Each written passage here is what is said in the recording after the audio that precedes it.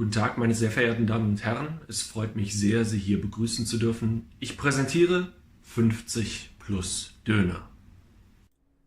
Oh no, we got MLS start time to be fun Uh-oh. by 1 minute. Damn. Ooh. Yes. Keep the booze coming. Yeah. Hello everyone. Happy Friday. I know it's so weird to be doing a show on Friday, but that is because we had to fit in our guest. If you're in Minnesota, you have to know this person. We are joined by Wes Burdine. Wes, how are you? I'm great. Thank you for dealing with my extremely busy, important schedule. Well, thank you for somehow doing your audio thing in like 4 minutes because that was it's perfect volume, perfect enunciation. It was great. Thanks for coming on. I don't think we could do your intro as justice. So how about you, for those who may not know you, how about you help fill that in? Absolutely, yeah. So I am Wes Burdine. I live in Minnesota in St. Paul, and I was born in Texas, lived in Pennsylvania, and then came out here to live on the other coast, the Mississippi River coast. I am the owner of the Black Hart of St. Paul, which is a queer soccer bar here, and I am a co-founder of Minnesota Aurora, which is the best women's club in the United States, the largest community-owned women's club in the U.S. and in North America, I believe. And so, yeah, that's my intro. Yeah, we definitely got to touch on the community ownership part of Minnesota Aurora for sure. I thought that was incredible. But to start off, like, what got you specifically into soccer?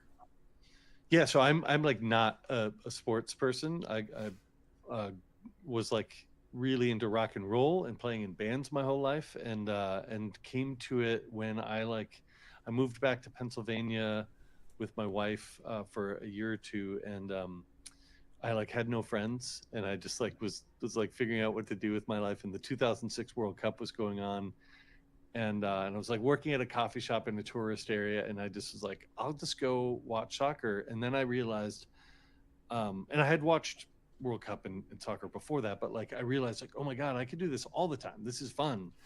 And then I got into Tottenham Hotspur, but I would like go to the bar, and it was in the Setanta days, that old TV channel, and you could watch like, I remember going to the bar and watching like Colchester versus Ipswich playing, in on the TV, and just getting obsessed that way. And then I moved to Milwaukee after that, and went to the very famous Highbury pub there where you can watch soccer. And the bartender is Jesse Marsh's brother Craig, and at the bar next to you is Peter Wilt, the founder of Indy 11, Forward Madison, Chicago Fire, and all these great things. And then when I came back here in 2009. This guy named Bruce McGuire, who's very famous here, as like the godfather of supporters here. He took me to a Minnesota Stars game, and then I was just hooked on Minnesota, on my local team, rather than watching Tottenham Hotspur or things like that.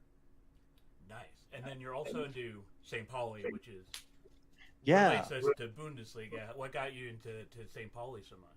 Yeah, the Pauli thing was like, I think partially it started with, I mean, I live in St. Paul, just add an I on the end. No, but like, I mean, they're obviously, the big thing about St. Pauli is like the leftist fans, and their really unique personality. So it was after I started Blackheart, which is about almost 7 years ago.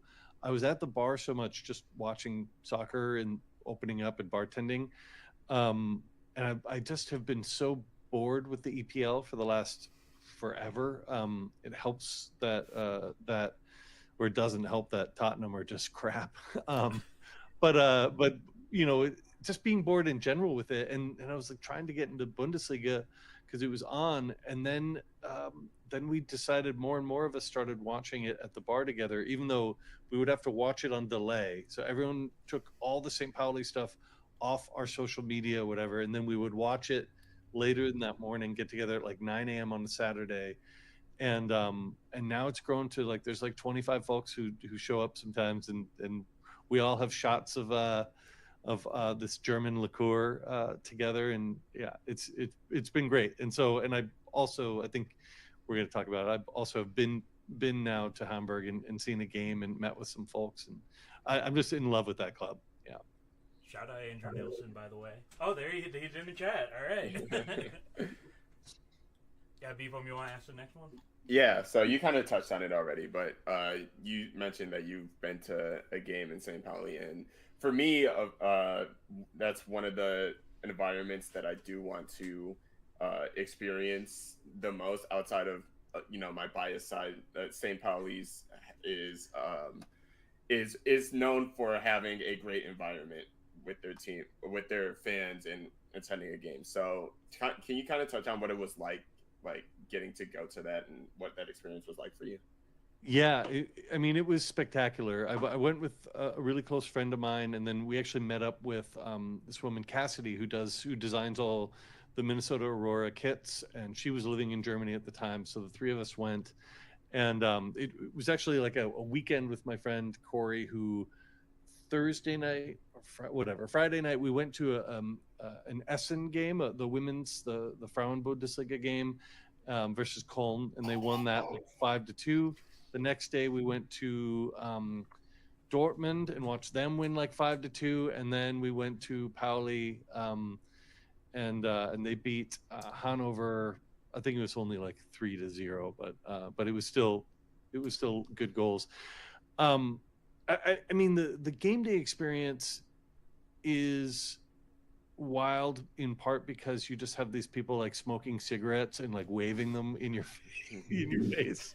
It's just a very like different thing, and you have this thing where like you have these reusable cups, but like most people don't bother getting returning them, and so some people like collect them and there's all these like weird like what's going on here. I would say that the greatest part is just the fact that you have this stadium right in the middle of this neighborhood in Hamburg, and so you just have people streaming out of cafes or whatever on their way over to it just feels so organic, like the people coming together at this stadium.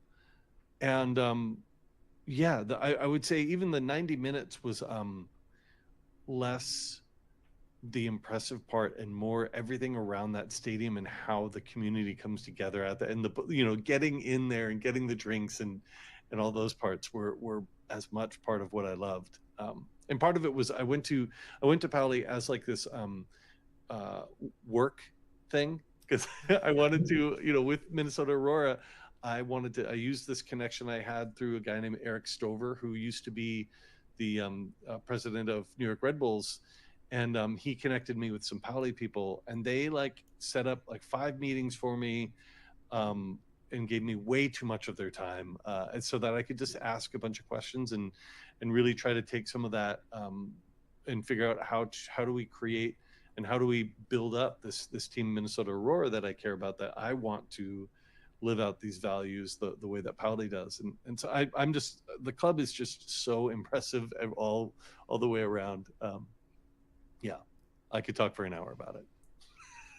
Well, I have a follow-up question on that of like when you were talking to them, what was kind of like their attitude towards you being a St. Pauli fan, or like their reception towards that, and what was their kind of like understanding of what you were trying to do with Minnesota Aurora?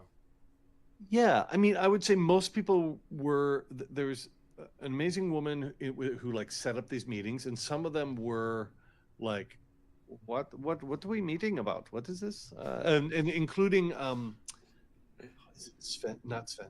There's a guy who is very famous. He's in all the books. He was one of the original punks, and now he's the head of security. My brain is blanking on him.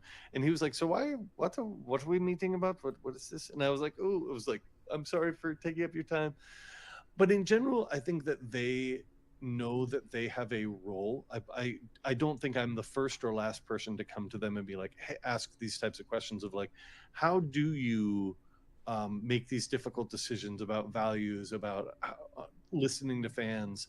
And they, like their head of media, Christian, he walked me around and showed me the stadium, and he had some great answers. Sven, who's the head of the museum there, walked me around, and they're happy to just like talk about it. They're very proud of their club. I think people within the club are maybe a little, the word isn't embarrassed, but they want to be clear that, like, to be honest, like, we are still just a soccer team, like, we're not this magical thing. The magic comes to these fans, and the soccer team, like, has to make business decisions. And I think that they're very aware that, like, they have to do some things that are unpopular with the fans, and some of those fans for St. Pauli are just so left wing that they're just like, nothing you can do should make money. But yeah. And I should say, one of my favorite parts was we went to the Pauli women play as well, but they're all amateur. So I went to a game with them with some Glasgow fans, and then someone invited us into the secret. There's like a secret bar that he's like been creating in the stadium, and because the stadium is just like run by some fans at parts, like it's a fan-owned thing. There's like this little tiny bar that's the size of my little office here, and we just drank in there for a bit. It's just a weird place, man. I just had so much fun. It's so crazy to think that Red Bull wanted to buy that club specifically. Like, to think they would not have lasted like a week. No, would not have gotten legs at all. Pitchforks, yeah. What was similar and different to the U.S.? I feel like I ask everyone this question, but I think like St. Pauli specifically is a really interesting case, because I feel like so many clubs or supporters group want to emulate that in the U.S. Like, what was kind of authentic about that in your eyes coming back? I think, the thing I learned from them was just the way in which they listen to people, and how they, a lot of it is just they set up the organization so by nature they have to listen to people. They're a fan-owned club, so how do you do a general meeting, right, and get all these ideas in? So a lot of it was like logistical things like that I wanted to take away, because I was in the process. Aurora had been set up, but we were really trying to set up, what are these principles, how do we say them, and how do we actually get everyone on the same page? So a lot of it was just like really, it's not sexy answer. It was like logistical, organizational things of that anyone who's worked in a small organization, I guess, is curious about how to do that. And as for fans, I guess I do see the way in which like their museum and all these different things create different folds of fandom, right? Like there's so much texture to how you can be involved or how you can experience being a fan, and not just I watch it on TV or I go to a game or something, or I buy a jersey, right? That there's a lot more to making it a community, just part of your life, which isn't about selling you things. And a lot of it is particularly not selling you things, because we don't want to just make this a commercial interaction. Oh my god, yeah. I always feel like a walking bag of money at an MLS game. So yeah. And even one of the things that we've thought about with Aurora is how often do we launch a new kit, right? We have new kits every year, but we decided in part to alternate our light kit and dark kit every year, to do that, so that we don't feel like we're just launching just things out just as a cash grab, because kits are expensive. And so that's like a really basic idea there of like, we want your money. It's how we do this, but like, let's try to focus and not just try to bleed our fans as customers dry. Yeah. So you already kind of mentioned that Minnesota Aurora was completely fan owned, which is big respect to that. But like outside of that, because that very much models kind of like the 50+1 rule in some stretches. So like in that regard, how is following St. Pauli, being a German soccer fan, has that changed how you operate Aurora or Blackheart? And do you see any changes in the future in regards to that? Yeah, I've been this is like well over a decade, for ages, I've been really obsessed with the idea of community ownership. Since the first time I saw it, before I really knew much Bundesliga, there was like that Ebbsfleet was a lower division English club, and I saw that was happening. That was in so that was 2008 or 9. I remember seeing that. And then learning more about it, and then especially once I started to read more about Bundesliga and how do these things work, I started to kick it more in my brain. And so just years, and I definitely sat down and had dinner with Dr. Bill, who owns Minnesota United, before the MLS days. And I said, like, hey, I want to pitch you on this idea. What if you sold 1% of the club to fans? And he had just come back from Bayern Munich, and he thought it was a great idea, but he was like, how would it work logistically? And then MLS doesn't let you do it anyway, so it wouldn't have worked out. They're the only league I know of, because in the women's world this isn't a thing, but MLS is the only one that says you can't have this mode. And so it was just in the back of my brain, and then I started to see Chattanooga and Detroit do this, and because it's a brand new program in the U.S., it's an Obama era law that allows regular people to invest in things, and it's really tightly regulated because people don't want charlatans just taking people's money for investments and things. But it created a model that we could do this, and we are owned by fans, but we do know that there is a limit to what that can do for us, right? If you compare us to Detroit, Chattanooga, Oakland, the other really big community-owned clubs, they all have someone with a pocketbook, right? They're losing money because everyone's losing money in soccer. We need to be clear about that. Everyone in the U.S. is, and they all have someone who can pay when you lose money. We don't have that. And we have said from the beginning, our desire is to build a pro team. We need to find investors to do that. And so from the beginning, we've been trying to be pretty clear about our vision, which is that I don't know if it's NWSL. I don't know where it's going to go from here, but there are certain things that we need to bring through some of these principles. That means fan representation or community representation on a board, right?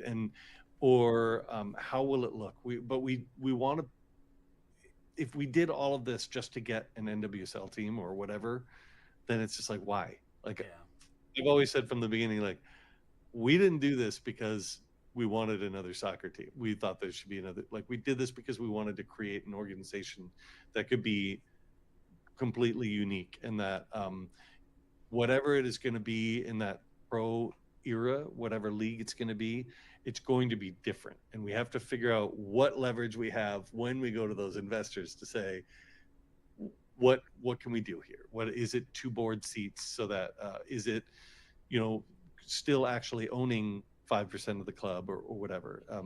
It's a really difficult thing to import. Well, you can't really import the Bundesliga model, but like, what can we learn there, and what can we do to do this thing, which I've always said is, fans have stakes in clubs. They put in they make tifo, they put in time, they have podcasts, they do, let's give them actual stakes. And that's been the principle. And so how do we port that forward is the real question that we will have to work through. Beef, I'm also put the link to become an owner in our notes, so if you put that in you can't anymore. Oh, it's you closed. can't. Yeah, But sorry. it's still very cool to look at. It's great. We did, so we originally did it. We had 3,080 community owners, Wow. And then we just reopened it last summer, and it ended in January. And we added, now I think we're at 5,227. We're not bigger than Oakland, which pissed me off. I had this dream that we would be the biggest community-owned club. Oakland is still bigger, and I'm bummed about it, but we're still the biggest independent women's club, so I still have that. Yeah, and I feel like when you all announced that at first, like, I was like, this is I almost knew you were a Bundesliga fan because it was the closest I've seen of like just having the voting rights. Like I know there's a lot of other teams that do have ownership, but you don't have the voting rights. I think the voting rights is super important in Bundesliga for a lot of teams. Yeah, and I still think, I mean, I am the first to say that I don't think we've, even in this early stages, gotten Aurora right in the organization of how to use those people and let them vote. I mean, obviously it was great to have people voting on our identity. We had 16 names, they narrowed it down, then we presented eventually 3 brand identities, they voted on it, and that was like a really big part of people getting buy-in and like emotional buy-in in the club. But I don't think we've really figured out how to engage our community owners, in part because we just got so big so quickly, and then there's a season, and then there's all these things, and so it's one of my roles, because community ownership is my baby, is to try to think about how can we engage people better, how can we think about being more than just showing up on game days, and really thinking about what say can we give people, or even just make sure they feel that they do have stakes, that it matters. Yeah, and we're even just stuck on the Aurora part, but you also have this whole other thing with Blackheart, and like I think having been to Blackheart, that is very apparent that it's community oriented as well. So what for you?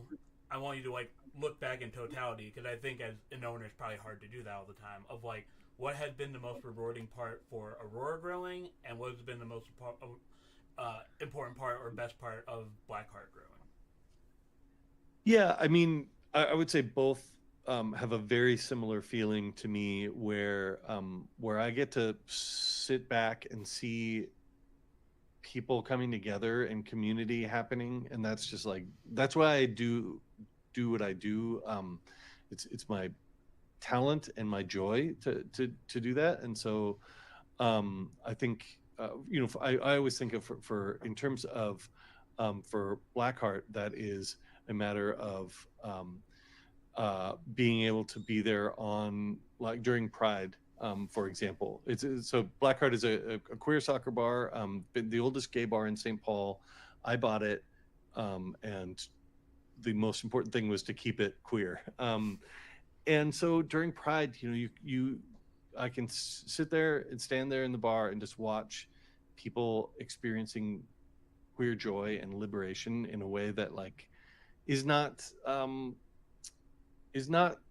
totally understandable to me as a straight man, but it's something I take great joy in, and something that a lot of, like, no matter how many queer friends I can have and all these, and family members, it still is just something that I can soak up, and so that's the greatest thing for me.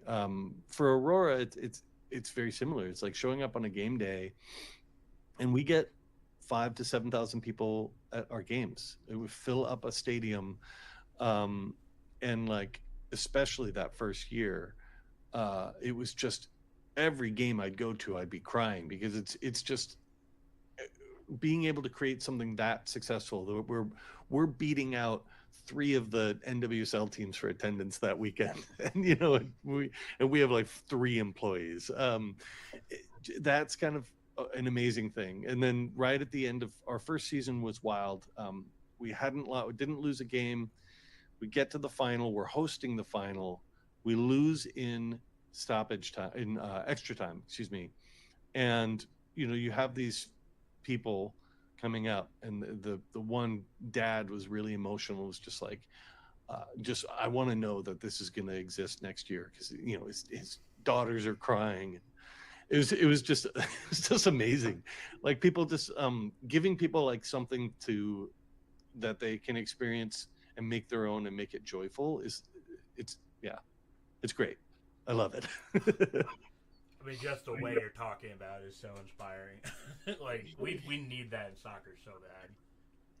I think part of it is figuring out ways to unleash the people who, I'm not singular at all, but like, there are people around, and a lot of times the in order to get the support and the money you need, you get people who are lifers in sports, and they I think maybe some of them, not all of them. I've met some great lifers, but like they don't kind of they approach it as a sport or as a thing. And I think one thing I think helps me is that I approach this like thinking about it like a rock show, right? Like I think about like how do we get people to feel a thing, right? Like how do you make the room good? How do you write like a really good hook? And those are the things that then when we look at hiring people and stuff, I'm always like nervous about sports people because I think it's just a way in which there becomes like a system that you go through and a pattern, right? A cliches. You go to these easy things, and I think bringing people in who have different experiences maybe helps that.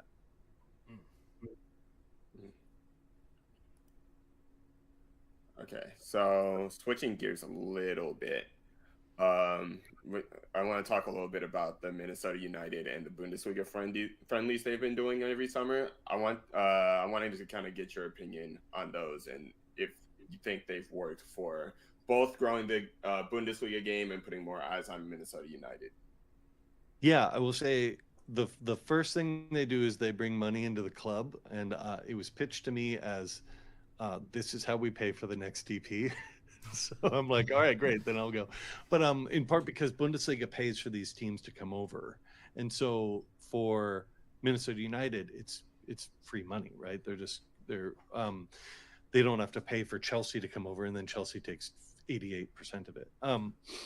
That's just like a dumb logistical thing. But so to tell people who are listening, we've had Kaiserslautern, Paderborn. This year it's Holstein Kiel, and John Flat Earth, John Tolkien's going to come to town.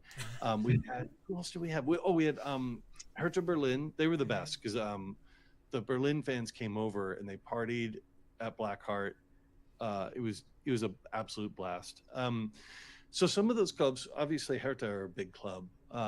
Paderborn is like what, the 40th biggest club in Germany. I mean, it's just like a tiny club. It's not even, they're not bringing over like even Hanover or something like that. That's like they're second division, but they're a name. So it's kind of funny, but the stadium gets full for it. People do come out. I would say I'd be pretty annoyed with it if like we're doing these games and it's 8,000 people, whatever. But to me, it ends up being fun because we do get to see some players for these clubs who are coming out. And then like Edward Leuven was playing for one of the clubs right before he then came to MLS. And he was a player I'm watching in midfield like, oh man, we need that guy on our team. So I love it. I get a kick out of it. It's a pretty low stakes thing to go to, and I know that there's most MLS fans are kind of sick of the international friendlies. I kind of like that we just play these tiny little German teams, and I know that St. Pauli I think was supposed to happen a couple of years ago, and then it was all post-COVID. I know that I've actually talked to the owner, Dr. Bill. He knows that St. Pauli has to come, and he's like, I know that there would be a great connection between the left wing fans, and anyway, so it's going to happen someday, but not soon enough apparently. Not soon enough for sure. We are almost at fun time, so B-Flam, we have a lot of questions. So let me pick your best one, B-Flam. Pick my best one. Yeah. Okay. What is the best piece of advice for someone wanting to build up in their local soccer community? And then also in the same breath, I would also like to add to that, what is your best piece of advice someone wanting to get into work in soccer in general with the team?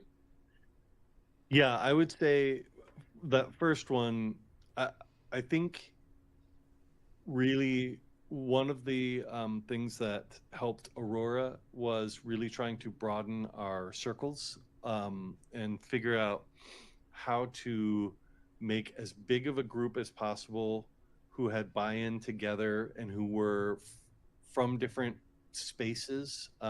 It's very easy for people to get with their buddies and try and be like, I want to create this thing, and these 4 people launch something. And so the 2 things I was trying to break out by, we brought 16 people to our original meeting, 9 of us became the founders. I wanted to, one, prevent against burnout, because I knew, and people have burnt out. I wanted to create this large group of people who could put in work, and when one of them goes, hopefully we've been building the bench to have a good group working. And the other was to not just have it be some friends come together and put this thing together. I knew most of the people, but even, a few of them I didn't, right? It was this person then brought in this person because they have good financial expertise, and this person, knows these other things, to try to build out the types of personalities and expertise. That was a really big part of what we did. And I think that I know what I do really well, and I know that I can't do that over there.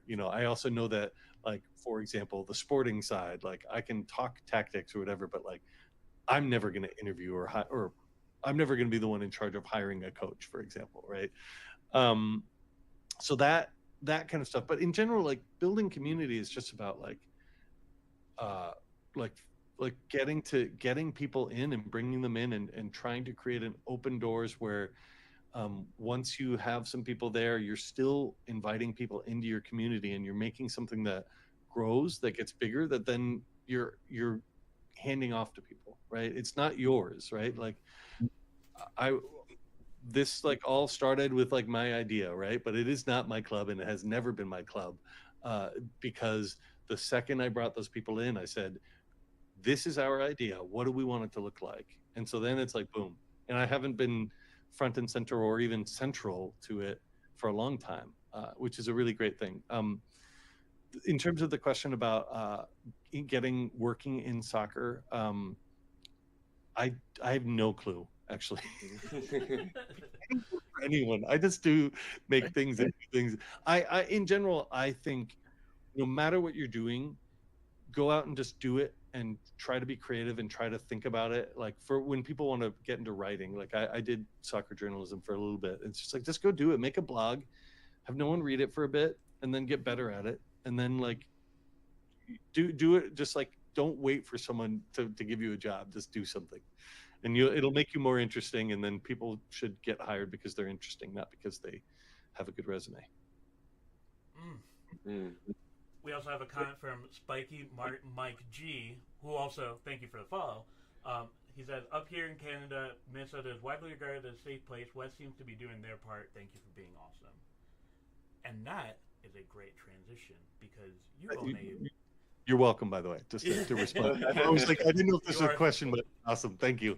I love Toronto. I went to Toronto once for an MLS game, and it was before Loons were in MLS. And a woman named Sonia, who I only knew through Twitter, gave me a ticket, and we hung out, and it's great. So I love Toronto. I always am on the edge of going to Vancouver, so every day. This is going to look weird, viewers. I need to do one thing.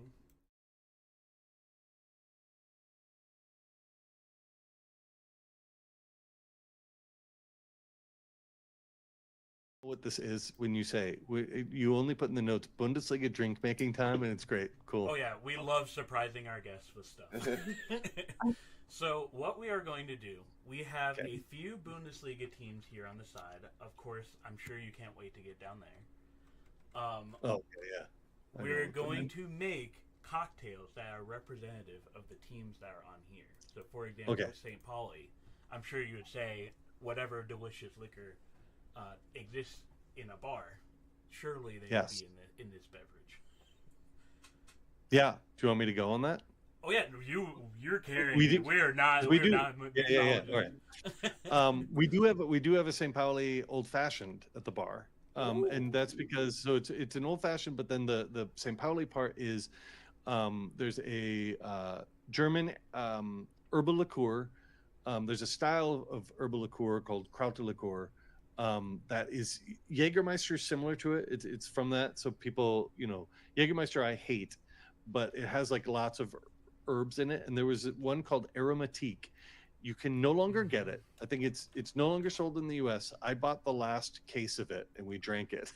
So, and then I wrote to the owner of the factory in Thuringia, and he's like, no, I do not sell to America anymore. And then I have a friend in Berlin and Hamburg, and they can't find it.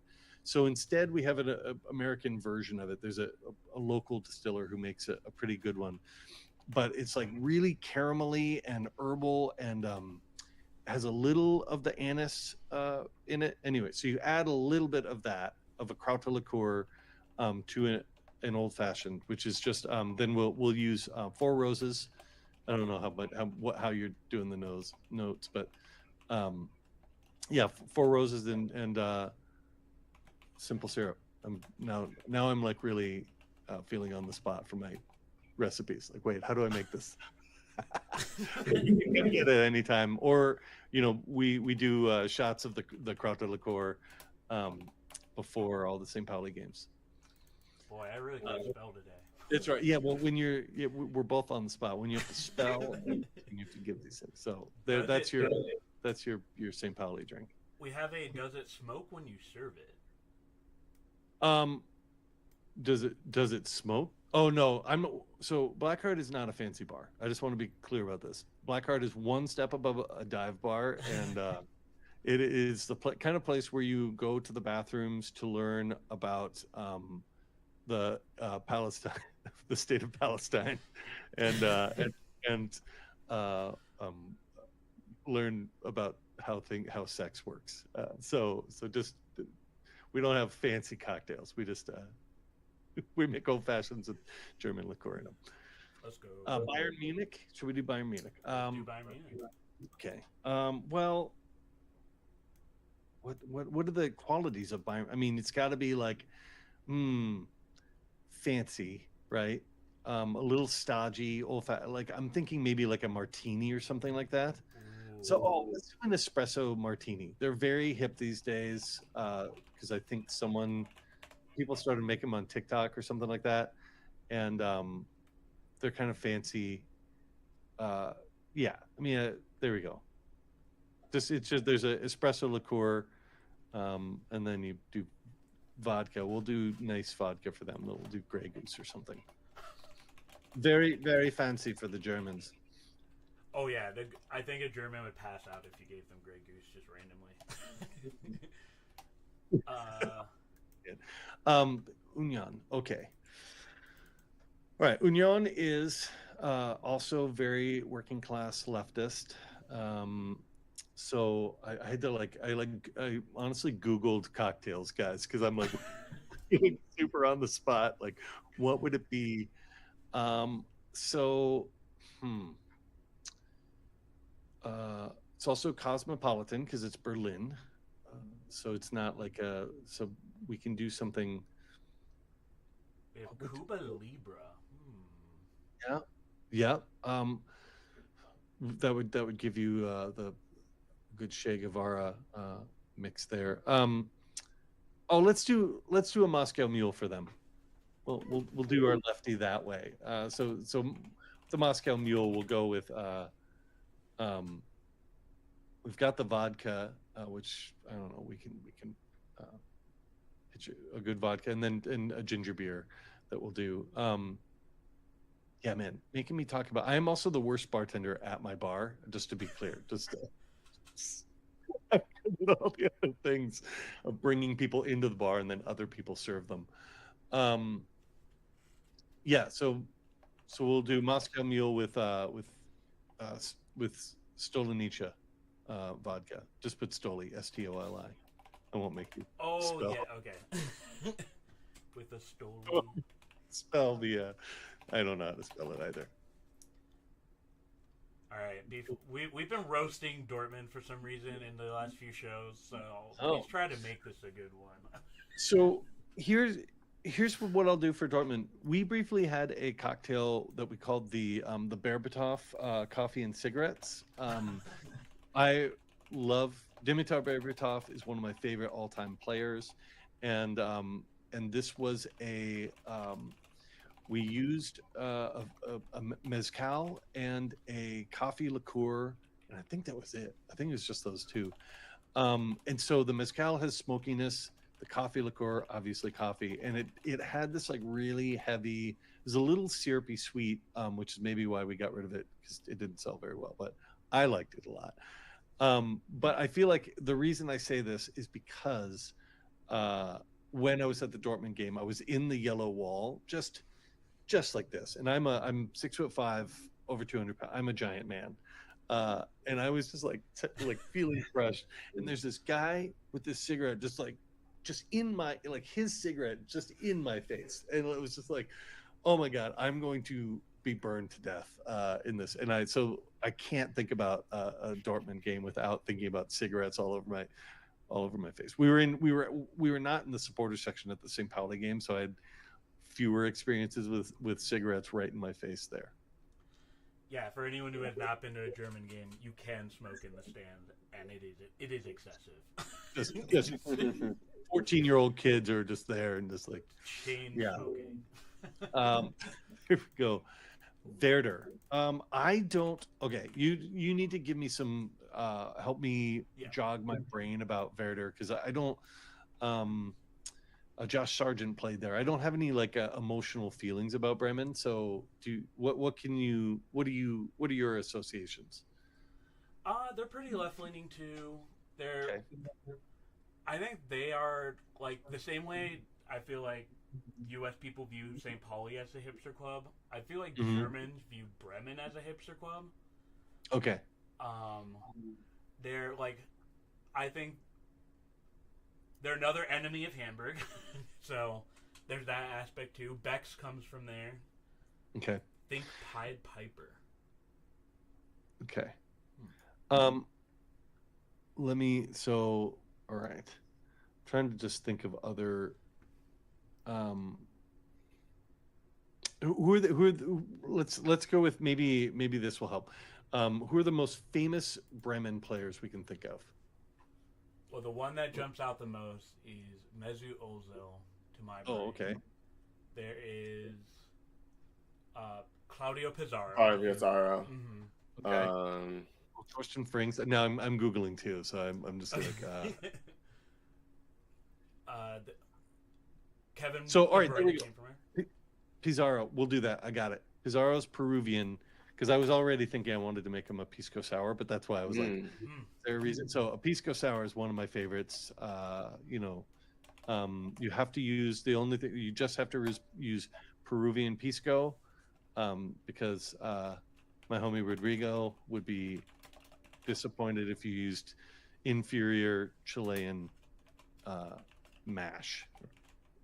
Yeah, exactly. Wow, what is going on with me today? We also have someone who watches very regularly who's Peruvian, so I'm sure he's gonna roast me for I probably spelled pisco wrong. So. Nope, you're good. Everything else you're good. Perfect. And now we've got Freiburg. Yeah, Freiburg. What I know about Freiburg is they are also in the vein of like St. Pauli, very community owned. I think they're 100% fan owned. And so what I know about Freiburg is that they're in the Black Forest, and they've got a great ownership model that lacks money, but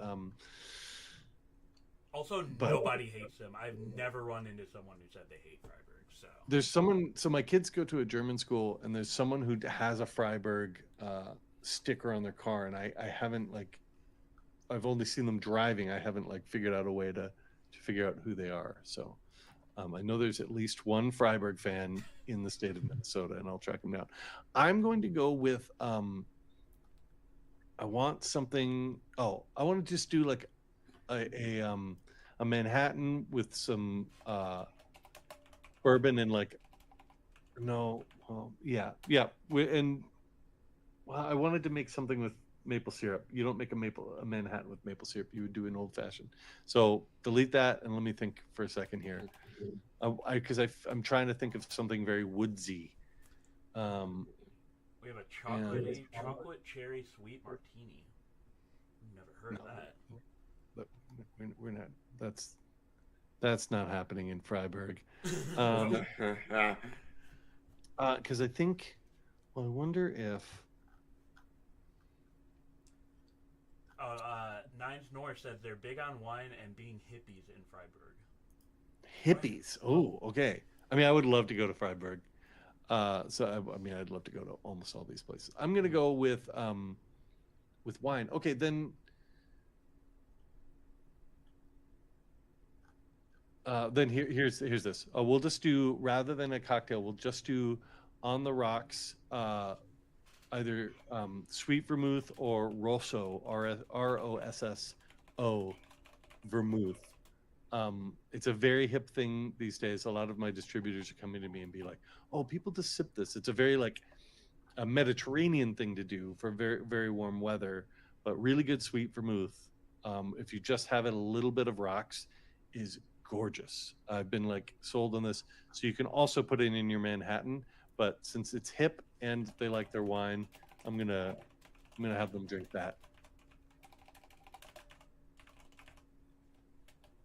I probably misspelled that too. Now we get to where you probably don't have to use your brain too much. Just make up a cocktail for RB Leipzig. For RB Leipzig, we're not going to do a Red Bull drink here. We're going to do Dirty Shirley. This is a when you've got the young 23-year-old trans or femme queers love their Dirty Shirleys, and it's just Sprite and rail vodka. We're doing rail vodka. That is like so. It's just a good, like, we're young and we don't know how to drink and we're just gonna do this, and so I'm like, have at it. Here you go. So Phillips vodka. That's the kind of real. Although one of my distributors brought a case of Mr. Boston vodka the other day, and I was like, what the hell is this? Mr. Boston is my father's name, but. So anyway, Dirty Shirley, we're going for RB Leipzig. And then Hutchesvau, I mean, can we just serve them just a shit in a cup, man? That's all you get. That's all. It's just poop in a cup. That's it. I'm going to do it. I'm not even going to be the one to poop in it. I'm going to have someone else find it. Give them a pint of Everclear.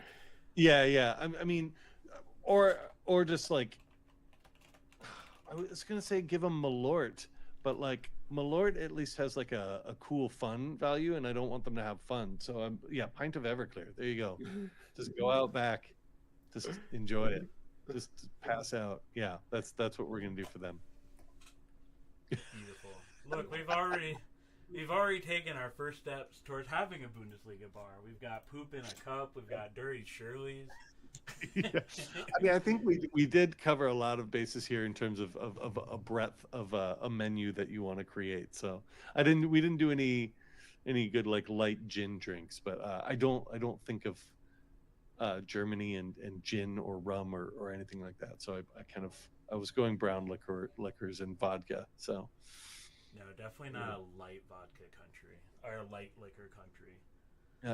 And sweetness, it just like an aviation. You can't have a French 75 if you're in Germany. Maybe Berlin you could have all these things, but that's about it. I would say maybe Berlin, maybe Cologne. Yeah. That's about it. Yeah. Wes, anything else you want to tell the people? It was a pleasure having you on. Like, hearing the way you talk about communities, I hope everybody has that and brings that to their community, even if it's not soccer. But anything else you want to say to the people about anything we talked about? No, I love it when folks come to town. If you're watching and you're in Minnesota, come watch Bundesliga with us. You can watch English soccer too. Most of the fans who come in watch English soccer, but we definitely have a ton of Bundesliga stuff going on. Or if you're coming in town, reach out and we'll find what's on for you. Or if you're coming for a Loons game, make sure to come by the Black Hart and say hi. Sometimes I'm running around and it's hard to catch me, but because one of the real great things is when people come to town and you realize, the American soccer world is still so small. It's such a great space where, I've just made so many friends around the country, around the world, but really in that U.S. space where we're like, I don't care if you're cheering against my team, like we're gonna hang out before and after the game, and people have great stories to tell. So yeah, please come say hi. We've also been so rude. Like, I feel like if someone who has not seen the bar, I feel like everybody talks about it. But we gotta bring up the Megan Rapinoe thing outside of the building. That is so cool. Yeah, it's something I had wanted to do, something on the side of the building, because it always got spray painted. Actually, a great story is we bought the bar in like August, and then we were renovating it while staying open because we didn't have the money to like shut down. And we painted it gray. It used to be white, and we painted Heath out because we hated our coach Adrian Heath on the side of the building, and then we painted over that.